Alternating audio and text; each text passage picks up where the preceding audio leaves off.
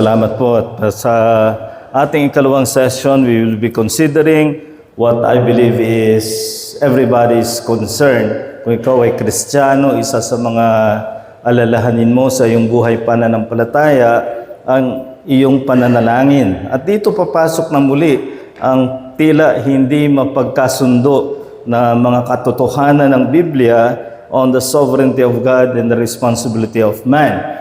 Nabanggit ko kanina yung pagkakaroon ng controversy between Augustine and Pelagius. Ang isang pinagmulan niyan ay yung isinulat ni Augustine na kanyang panalangin in which he said, I ask for grace and may your grace enable me to ask. Parang kay Pelagius, hindi yata tama yun na you are asking for grace and that yet you are acknowledging that the very asking is the cause of that is grace itself. Alin ba ang tama? Dito natin muli maipapakita na yung pinipilit nating pag-awayin, hindi magkaaway. Sila ay magkasundo sapagkat pareho silang ipinahayag ng salita ng Diyos. Hindi tayo pwedeng mamili. It may be beyond our logic, but it does not mean it is against logic. Logic is just too small a means of information to put everything that God is, yung kanyang kalakhan, His vastness, His immensity, hindi magkakasya sa ating utak, hindi magkakasya sa ating logic.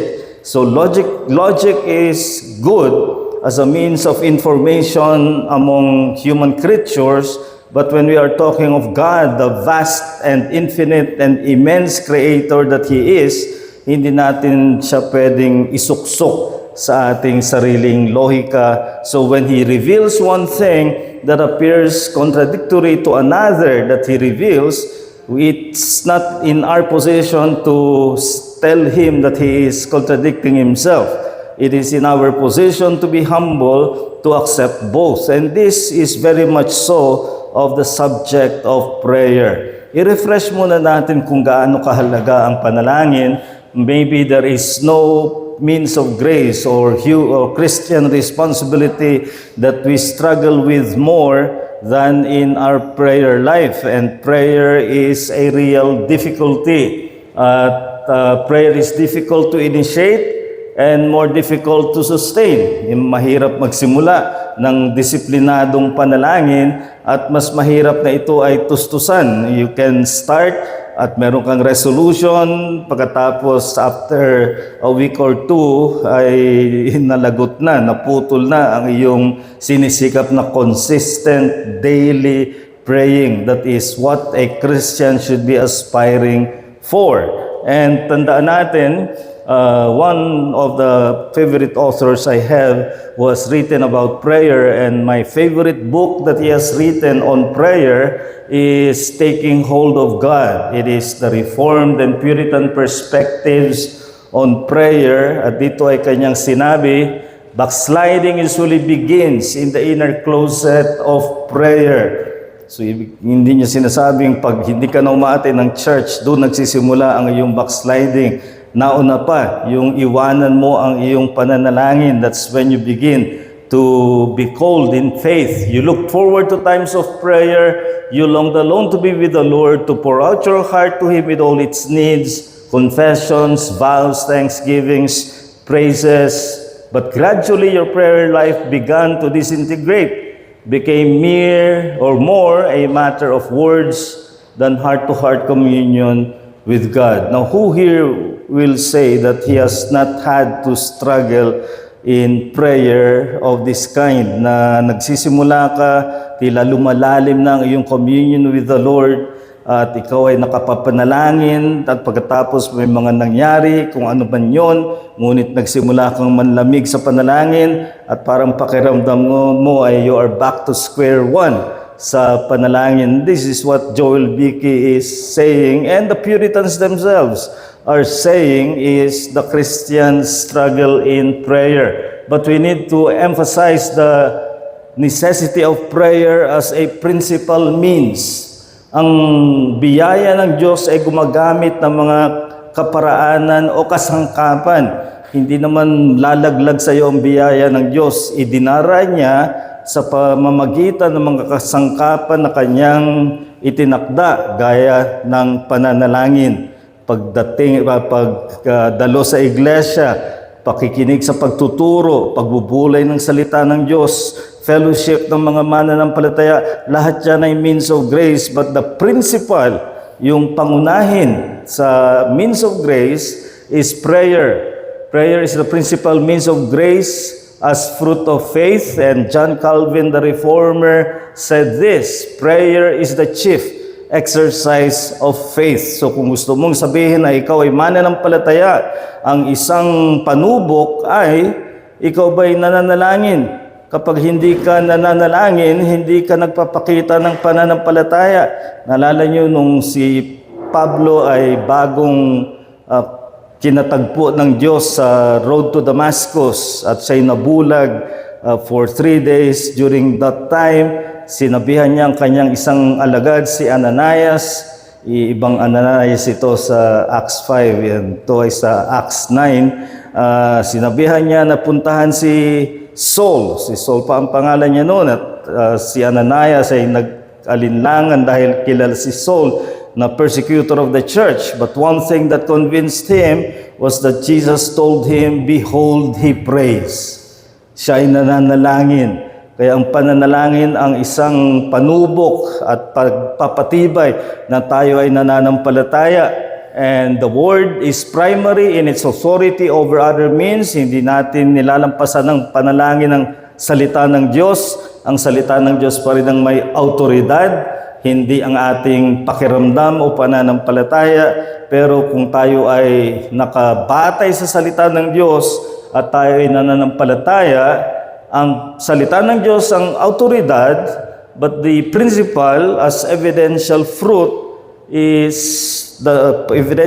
of faith is that of prayer.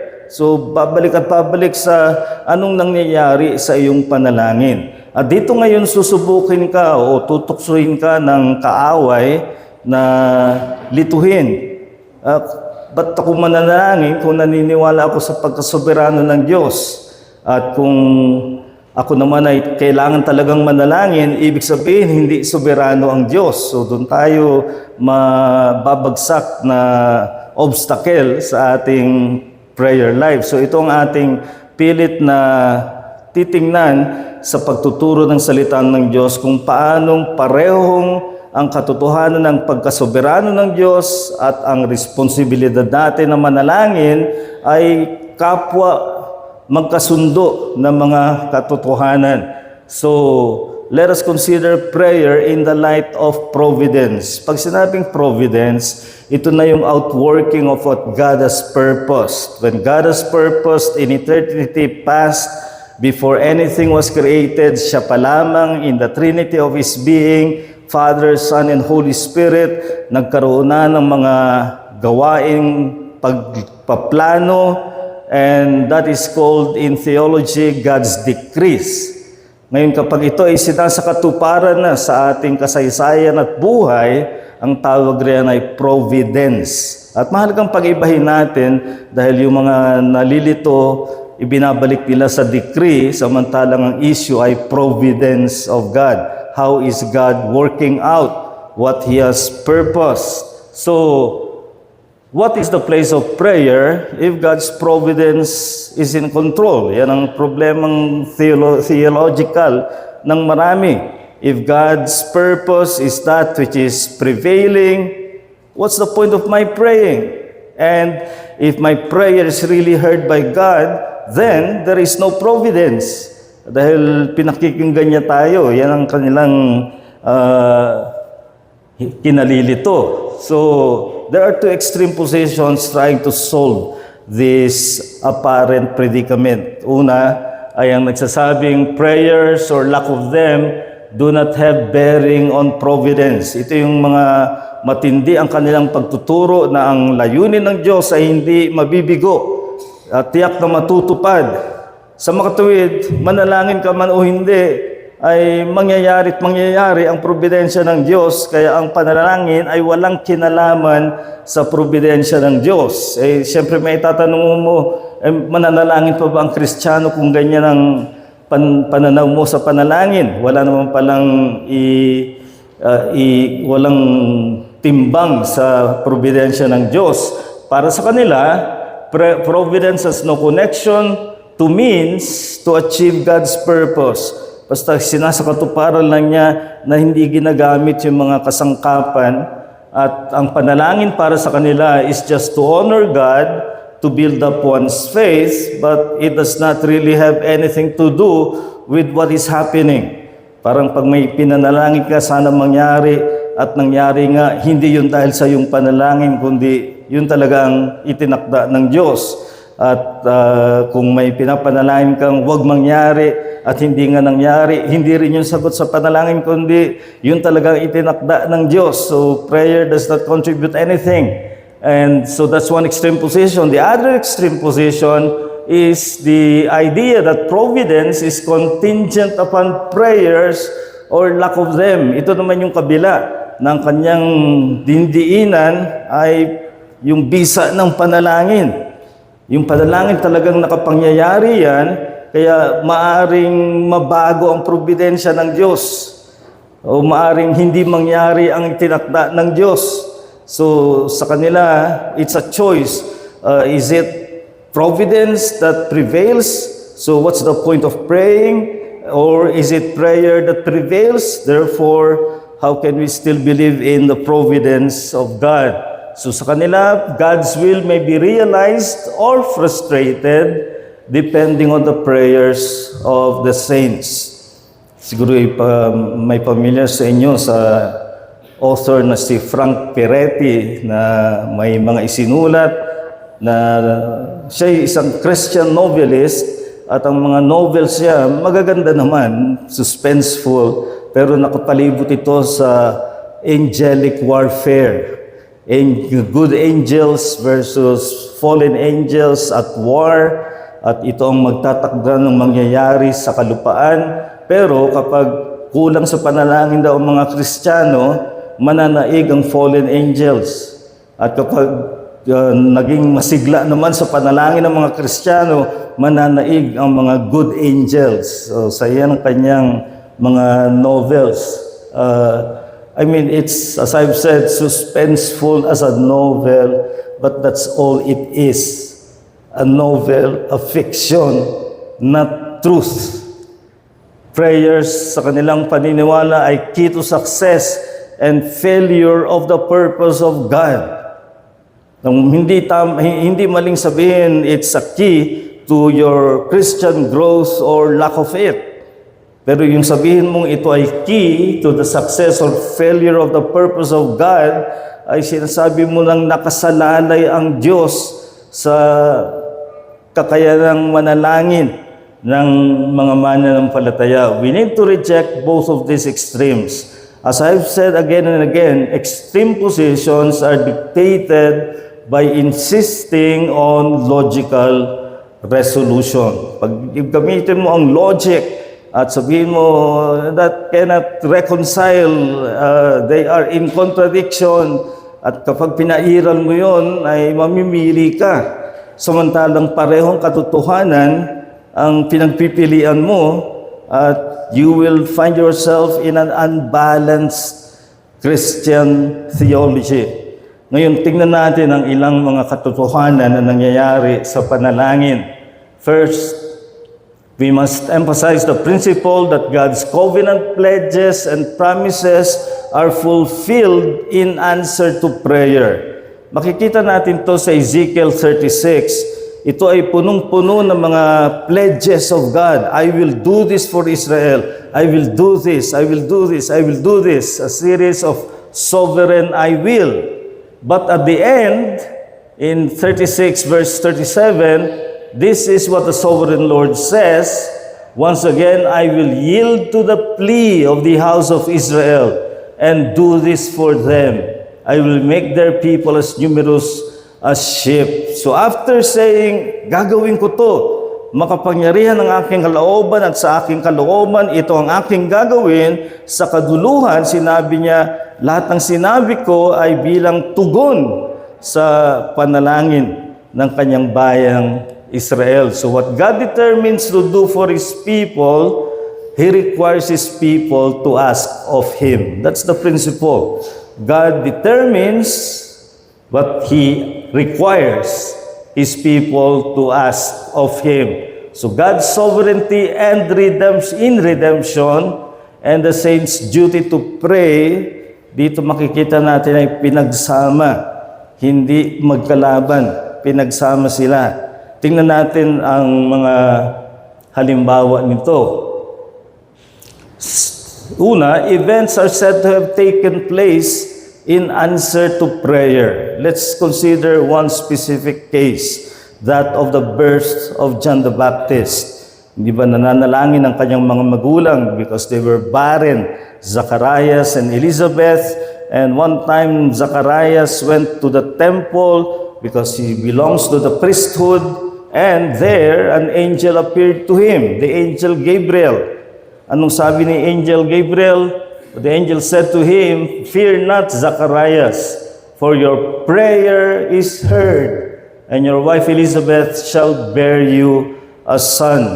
So ang sabi ng angel, your prayers are heard, and you will bear a son. Pero sino ba yung son na yon? John the Baptist.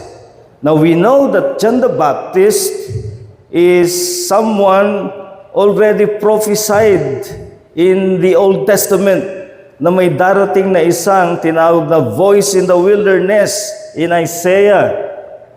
The birth of John the Baptist is prophesied in the Old Testament, Isaiah 40 verse 3. A voice is calling, "Clear the way for the Lord in the wilderness, make smooth in the desert a highway for our God." And in fact, nung si John the Baptist mismo ay tanungin ng mga tao, ikaw ba ang Mesiya? Sinabi niyang hindi. I am the voice in the wilderness that will prepare the way for the Lord. So this is Isaiah 700 years before Christ. And what Isaiah prophesied, we can say, goes back to God's eternal purpose.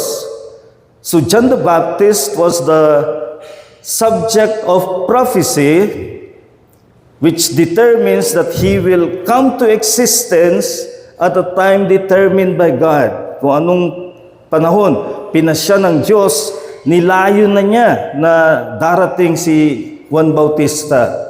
Pero dito sa magulang ni Juan Bautista, sinabi ng anghel, ang iyong panalangin ay dininig. Magsisilang ka ng anak dahil nanalangin ka. Ngayon, pinapipili ba tayo? Teka, talaga bang layunin ng Diyos? Di walang kinalaman yung aking panalangin. O kung paniniwalaan ko yung anghel, dahil sa aking panalangin, sa makatwid, hindi nangyari na niloob ng Diyos until I prayed. But both conclusions are false. The right conclusion is to say that both are true. It's purposed by God, but part of the purpose of God is someone will pray.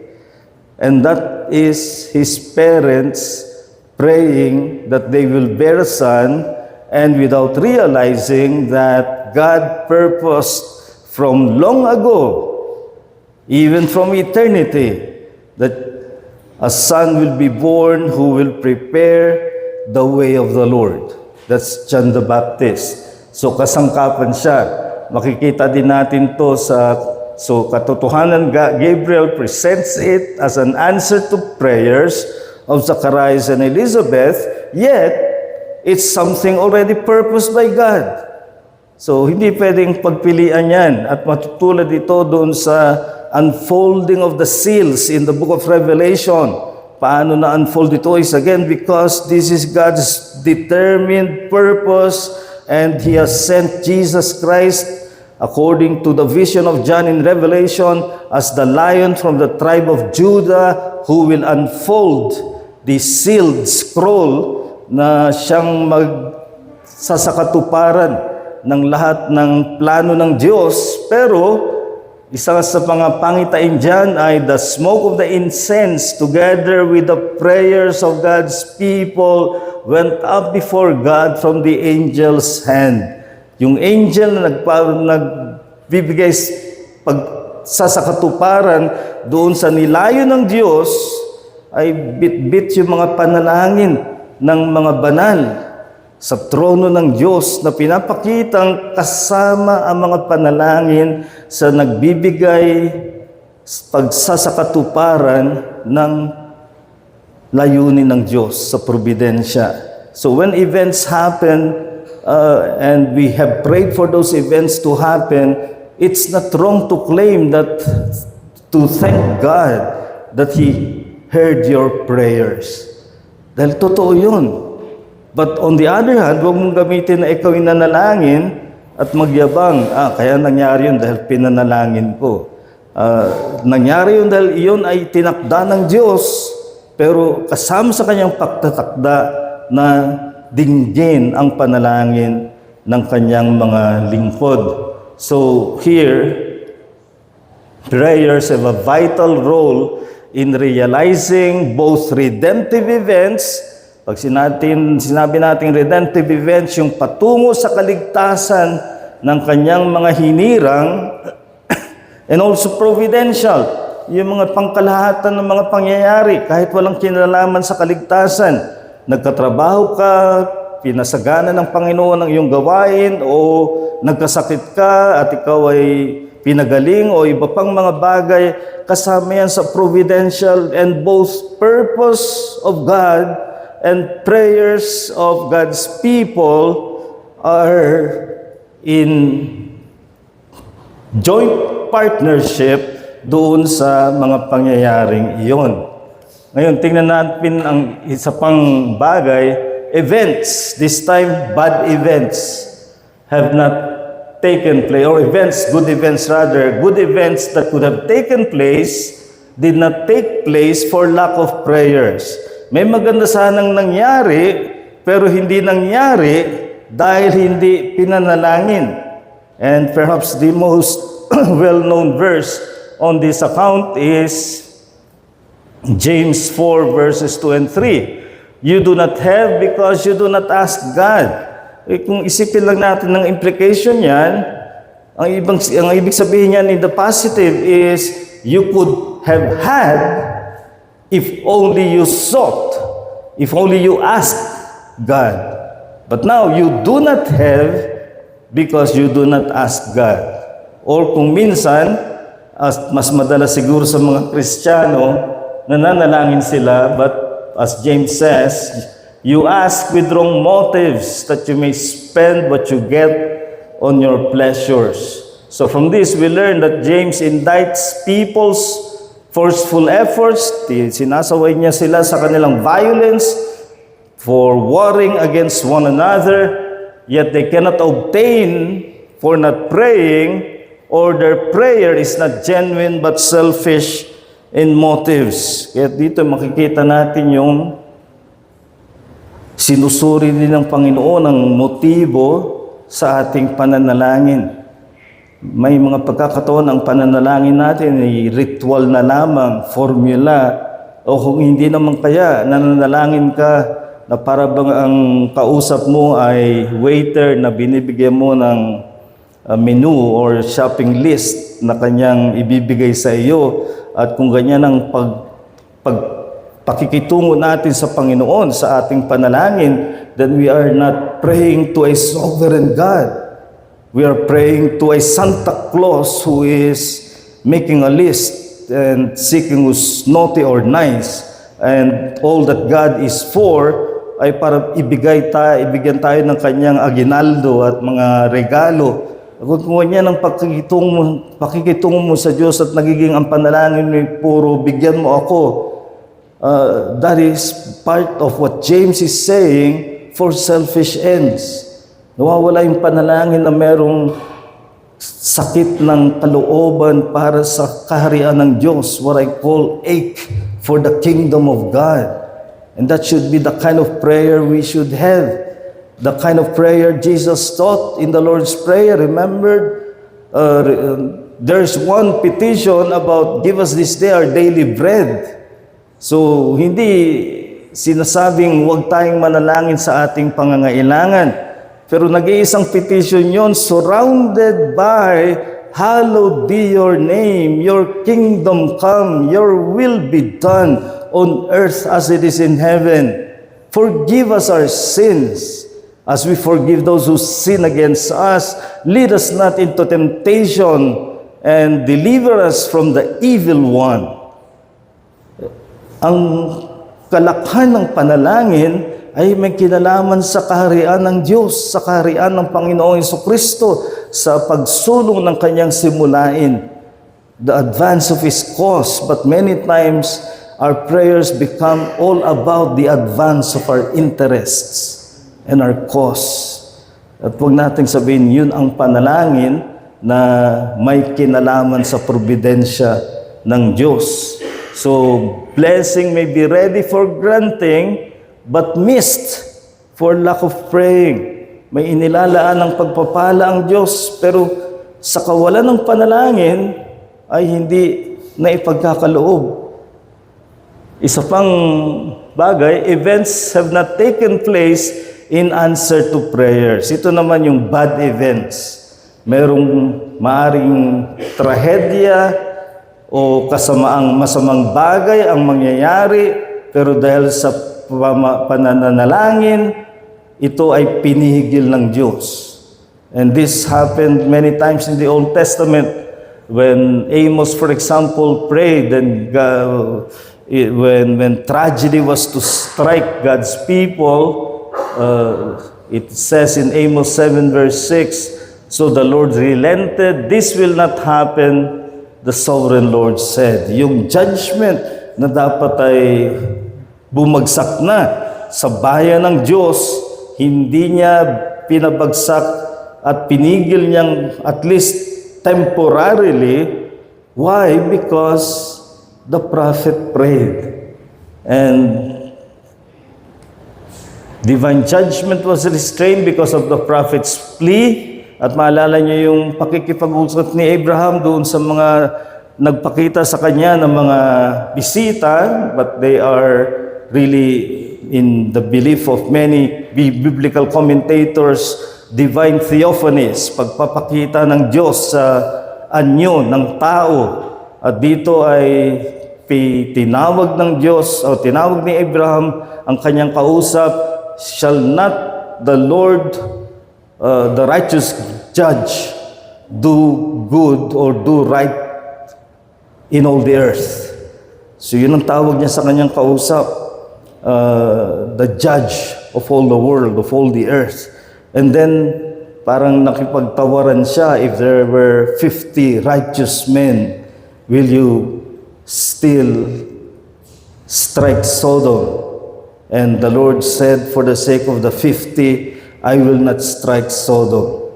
Then bumaba ng 40, naging 20, hanggang 10. Siguro inisip ni Abraham, 10, sama niya yung asawa niya, yung dalawang daughters niya, yung kanilang mga asawa. So 8 na, siguro makakakita siya ng 2 pa. At makakasampu siya. Kaya tumigil na siya roon. But there was none. And judgment fell upon Sodom. Pero ang pinapakita nun, it could have been prevented because someone prayed. Someone interceded. So from this, we learn that intercession for mercy to avert judgment is part of redemption. Later, Sodom will be used as an illustration of God's judgment in the New Testament, which could have been different if there was the response to the intercession na kung may enough righteous men na sa panalangin ni Abraham. To digress, isang comfort ito sa mga parents na maaring meron kayong mga anak na mabigat sa inyong kalooban na nakikita ninyong nangyayari sa kanya in terms of rebellion or no interest in the things of God. And it sometimes feels na too late to intervene because he's now an adult. But the fact is, you can pray and pray hard that God will hear your intercession on behalf of your rebellious children. At ito ang encouragement ng ganitong katotohanan, that God may relent His judgment on someone or even on a society because there are intercessors. Now, paligtarin natin ito, events, this time again, bad events have taken place for lack of prayers. When there was the looming invasion of Babylon on Judah, God said in Ezekiel 22:30, "And I sought for a man among them who should build up the wall and stand in the breach before me for the land, that I should not destroy it." And ang malungkot na katotohanan ng sinabi ng Panginoon, I found none. He was looking for intercessors. Para bang sinasabi niyang, ayaw kong gawin itong judgment na ito. I would rather give mercy, but I'm looking for intercessors. Isipin niyo, maaaring inilagay ang inyong church sa lugar na inyong kinalagyan in order to be intercessors on behalf of your community, on behalf of your society, your province, that God's judgment may be averted if you are going to be intercessors for the lost. Yan ang isang mahalagang trabaho ng iglesia. So, because there was none, anong nangyari? The breach on the wall here represented the city's vulnerability to invasion. Alam nyo, ang klase ng warfare noon, a city is surrounded by a fortified wall. At kung sino yung maunang makapag-breach ng wall na yon, ay siya ang madaling mananagumpay. The invaders will put the city to suffering by invasion. Dito meron ng breach in the wall. So madali nang pasukin. Ang sinasabi ng Panginoon, kung meron lang mamamagitan, intercessors, then I would build up the wall. But there was none. So God Himself is said to be seeking for intercessors to avert His own judgment. So judgment may proceed after failed opportunity for intercession. Kaya kung may mga mahal ka sa buhay na nakikita mo na ang buhay nila ay napapariwara, etong isa mong magagawa, pray with intercessory pleading. And this is one mandate of the church, to be a praying church on behalf of those who will suffer the judgment of God. And then, pag pinag-usapan na halimbawang ikaw nga ay nakapag-pray, you are able to sustain your prayerfulness. Here is one more principle. Prayerfulness is itself the gracious supply of God, but it is the saint's responsibility. Kaya tama ang panalangin ni Augustine, I ask for grace and give me grace to ask. Because both are true. We are to ask of God His blessing, to avert His judgment, His grace of salvation, but the very act of praying is granted by God, not your own resolve. In Zechariah 12 verse 10, "And I will pour on the house of David and on the inhabitants of Jerusalem the spirit of grace and supplication." So in preparation for the blessings God will pour out, and it will have its ultimate fulfillment in Christ and the outpouring of the Holy Spirit on Pentecost, in preparation for that, He is going to pour out the Spirit as one of prayerfulness and supplication. So here we learn that we need to ask the Lord to teach us to pray. At itong kahilingan nila in Luke 11:1, nangyari ito after they heard Christ pray.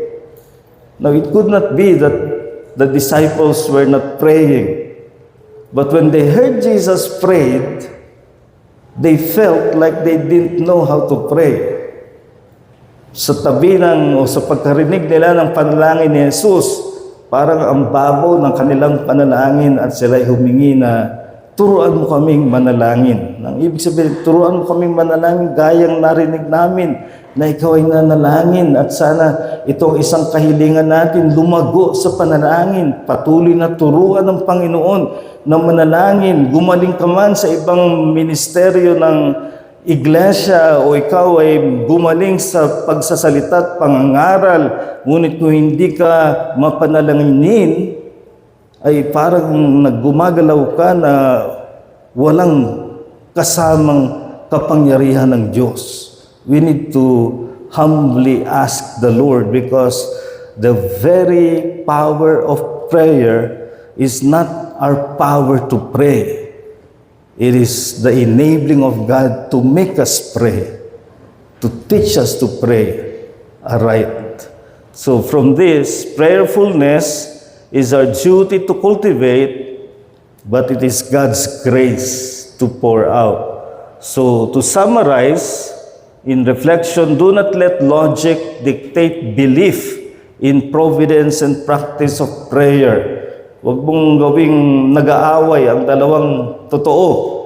Na ang probidensya ng Diyos ay nangingibabaw, ngunit nakapangyayari ito na ang kasangkapan ay panalangin. Magpatuloy ka sa panalangin na naniniwala na gusto mong ang layunin ng Diyos ang maisakatuparan at pinili niya na ang mga banal na nananalangin ay kaisa niya sa pagsasakatuparan ng kanyang probidensya. So recognize the due place of the prayers of God's people. Here is the Apostle Paul as he was about to face a trial na hindi sigurado kung anong mangyayari. It might lead to his execution, it might lead to his release. As it turned out, after this, Apostle Paul was released. Pero sa point na hindi pa siya sigurado, pansinin niyo yung kanyang mataas na pagtingin sa panalangin ng mga kapatiran. For I know that through your prayers and God's provision of the Spirit of Jesus Christ, what has happened to me will turn out for my deliverance. So hindi lang sa panalangin niya sa sarili, kailangan niya ng panalangin ng kapatiran.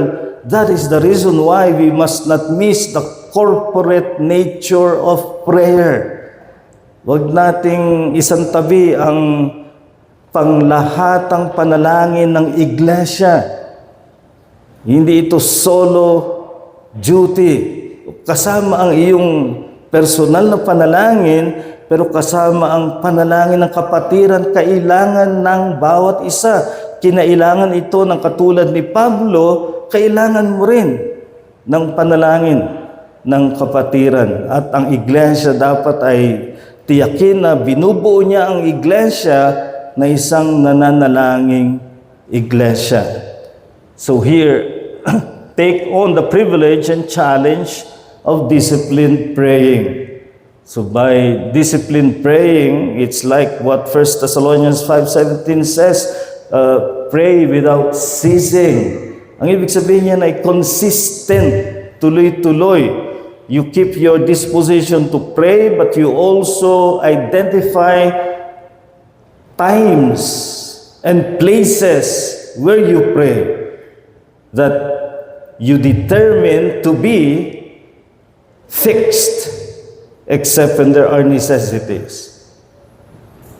Isang dakilang mangangaral ng 20th century na tinuturing ng marami na isang kinasangkapan ng Diyos for the resurgence of Reformed theology was Dr. Martin Lloyd-Jones, and he kept a time fixed for praying and told his wife, kapag may tumawag sa akin, sabihin mong, I have an appointment.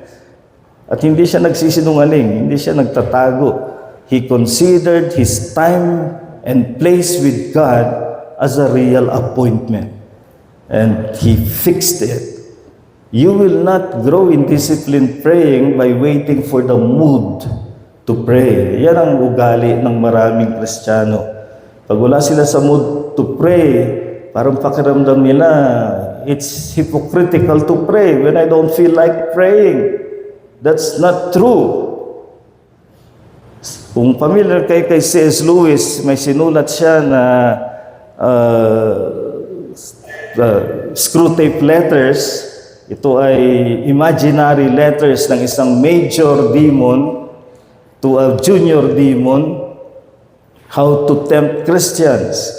Minsan nag-report yata yung junior demon na nagagawa niyang ang panalangin ng kanyang subject, yung kanyang ginagwardyahan na Kristiyano, ay dry praying. At ang sagot ni Screwtape, the major demon, and through Screwtape, C.S. Lewis is actually giving his own thoughts. At ang sinabi niya roon ay, nothing pleases God more than dry praying. And by that, what he means is, it's when a Christian prays despite against his moods, but he prays anyway because he must have engagement with God no matter how he feels. That's the prayer that pleases God. Huwag mo akalain na the prayer that pleases God is when you're very emotional and very much in the mood. The prayer that pleases God is when you pray because you know He is your Father, you are His child, and He taught you to pray. He commanded you to pray, and pray as a discipline. And by discipline, I mean time and place consistent. Kung wala ka niyan, simulan mong gawin. Dahil yan ang panalangin na may disiplina. So, we are all in need of praying and being prayed for. We pray for others. We want others to pray for us. That's the point of the church. And that's the point of churches living together and acting together, associating together, is for prayer. So from this, we say there is no place for self-exaltation in prayer. Walang panahon na dapat mong ipagmalaki ang iyong panalangin, because the substance of prayer is about the kingdom of Christ. You want Christ exalted. Is that the substance of your prayer, more than praying for your self-interest and the interest of your family? Your prayer is animated by your desire for the kingdom of God, for it to advance, for the word to have its fruit, for the Spirit to animate us with power. That's the prayer that should be the substance of our prayer, more than personal interest. So praying is participating in God's kingdom and certain fulfillment of His will. Ang isipin natin dito ay kayang gawin ng Diyos ng sarili niya. Hindi siya short-handed that He cannot do without us. But in His goodness, He wants us to join with Him in the fulfillment of His purpose. Hindi ba napakaganda nun? If we have such a noble view of praying, that through this, I am working with God in the execution of His providence, then you will pray more. And in your prayer, do not be prayerless on pretext of God's sovereign providence. Huwag mong sabihin, ay, mangyayari ang gustong mangyari ng Diyos, manalangin man ako o hindi. Inutos ng Diyos na manalangin ka para sa katuparan ng kanyang layunin. But on the other hand, do not be prayer proud on presumption of power in prayer. Dito may ears great. Nagpapanting ang aking tainga tuwing maririnig ko yung mga nag-aangking sila'y prayer warriors. Ang salitang yan ay nagyayabang na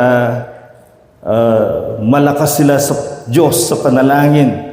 O anong ipanalangin nila, parang hindi sila mahindian ng Diyos. Imagine that prayer is usually described in terms of kneeling down. No, I'm not saying that kneeling down is a requirement to pray, but the fact that it is often described as kneeling down shows that prayer is the assuming of a weak posture. Tinatanggap mo ang mahinang postura, posisyon sa harap ng Diyos.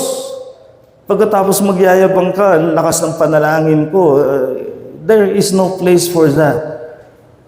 So, even when you become prayerful, be thankful to God. So, prayer is assuming the weakest posture before the sovereign God, just no place for pride in prayer. So, let's summarize. Sinabi natin, events take place in answer to prayer. Then, events that could have been good, yet they do not take place for lack of prayer. Then events that were bad did not take place in answer to prayer. And events that are bad take place for lack of prayer. And then finally, when you are prayerful, prayerfulness is itself by the gracious supply of God. So in all of this, ang tamang pag-iisip, let us think that prayer is the principal means, and the self-thought is I am humbled to be included by God in His kingdom work through my prayers. Yan ang dapat ikamangha natin. And that will lead to the resolve, I will by God's grace believe in the providence of God, and prayer is part of His ordained means. Hindi niya tinitingnang magkalaban. Pero yung maling mag-isip, because of his remaining sin, ay sasabihin niya, I accept that God's providence is sovereign, it will happen whether I pray or not. At kung ganyan ka mag-isip, the resulting behavior is, I will pray for my personal needs, but God will take care of His own work in the kingdom that I do not need to pray for them. Ito yung magpipray ng puro patungkol sa Kanya o patungkol sa pamilya niya, patungkol sa mga interest. And his prayer has very little, if any, of matters of the kingdom of God. So my challenge is appreciate that God has ordained praying people to fulfill His purpose. No, He doesn't need praying people, but He asks us to join Him in His purpose fulfilling by our praying. So do not fall short. Instead, resolve that you will grow in prayer and own the petition of the disciples, Lord, teach us how to pray. Lord, teach me to be prayerful. Let us close in prayer. Dakila naming Diyos, aming mga baging Ama, nagpapasalamat kami muli na mapaalalahanan tungkol sa magkasundong mga katotohanan ng providensya mo ay iyong pinangyayari ayon sa iyong soberanong pagpapasya. Ngunit kasama nito ay ang paggamit ng kasangkapan at isa sa itinakda mo, one principal means of grace is prayer.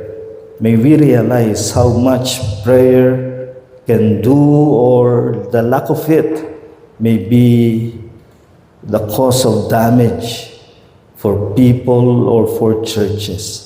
So grant, Lord, that we may learn the principle of the means of prayer as part of the fulfillment of your providence.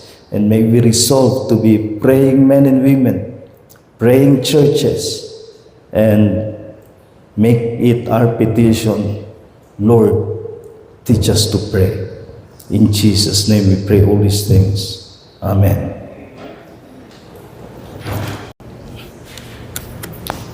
About the share ni Pastor Tatay ang prayer, providence and prayer, mabalin nga mapagkay ni Tani.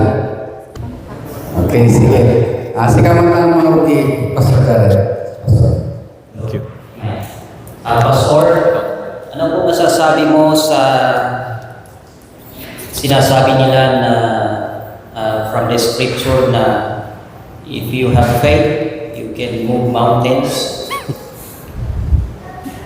Yeah, it's a figure of speech na pinapakita what prayer can do by the power of God. It's not that prayer can really and literally move mountains. Ang sinasabi ron ay what greatness the power of God has that is activated by prayer. So wag tayong magbigay ng mga maling turo na kumakalat ngayon na kung anong ipag-pray mo, so word of faith, basta kung malakas ang pananampalataya mo, whatever you pray for, ay mangyayari. That's not the teaching of the scriptures. True prayer, genuine prayer, always has the words Jesus uttered when He prayed to His Father, "Let this cup pass from me." Anong sinunod niya? "But not my will, but yours be done." And in the end, yung kanyang pinanalangin hindi nangyari because the cup of wrath was still poured on Jesus, which He prayed, if possible, not to happen, but it happened. Because true prayer is submissive to the will of God. Thank you, Pastor.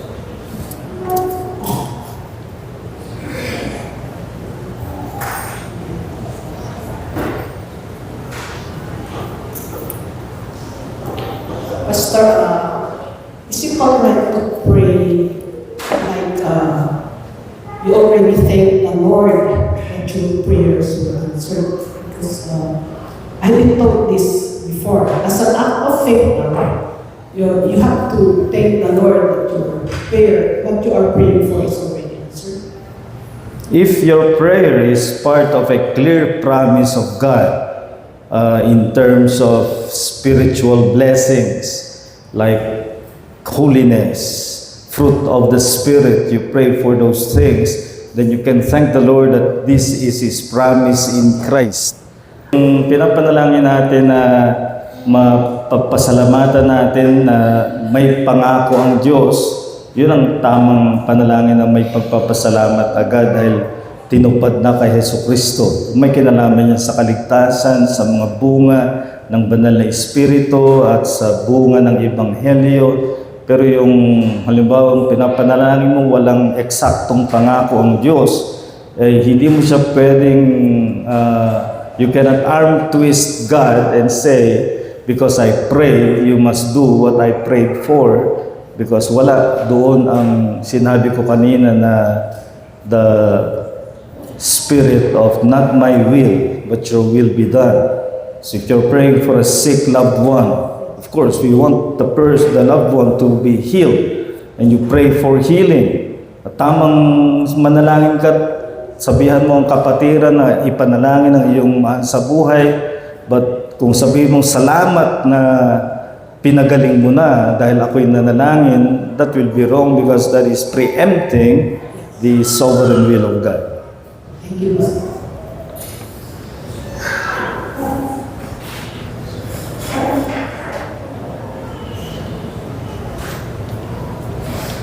Pastor, paano po natin sinisigurado na maging sa paghingi natin sa Diyos sa ating mga panalangin sa mga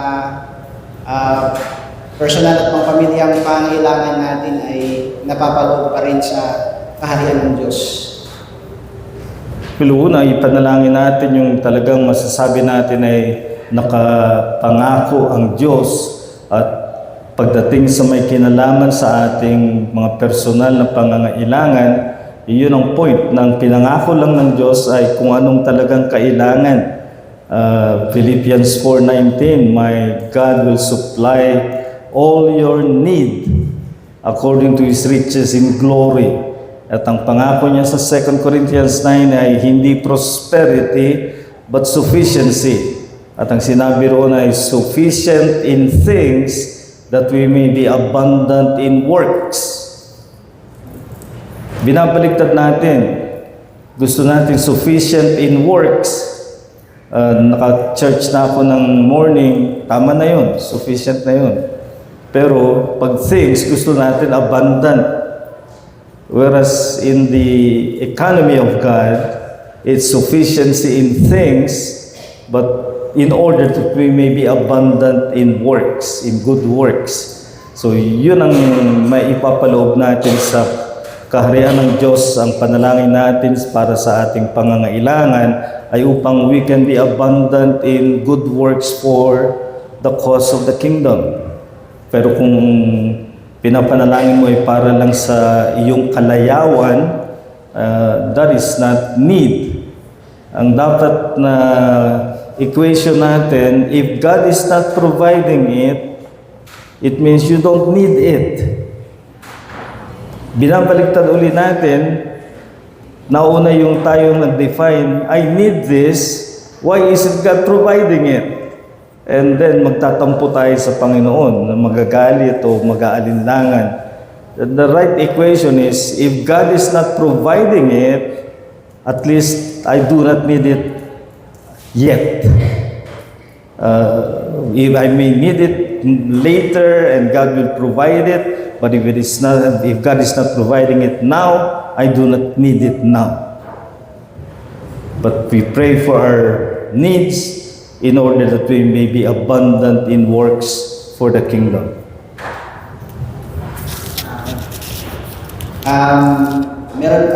There is a song that says, prayer moves the hand that moves the world, referring to God. So any comment on that kind of statement? Narinig ko na yung line, I'm not familiar with the whole song, but the idea that prayer activates the power of God is correct in theology, but many times paggamit ito ay para bang ang idea ng iba, God is unable to do things unless we pray. And that is not the point of that theology. The point is that God has so joined together His active exercise of power in the humble prayer of His people. Yun ang ibig sabihin na prayer activates the power of God, not in the sense that He is motionless until we move Him by our prayers. Last question.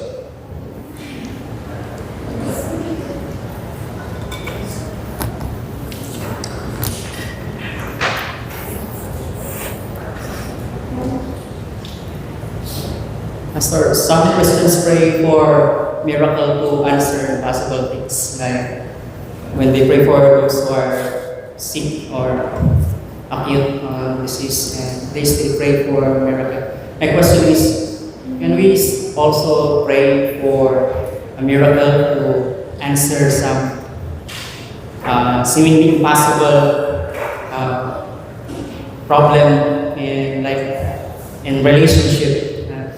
Hoping that it will still be fixed, although it seems impossible. The miracle is something that God makes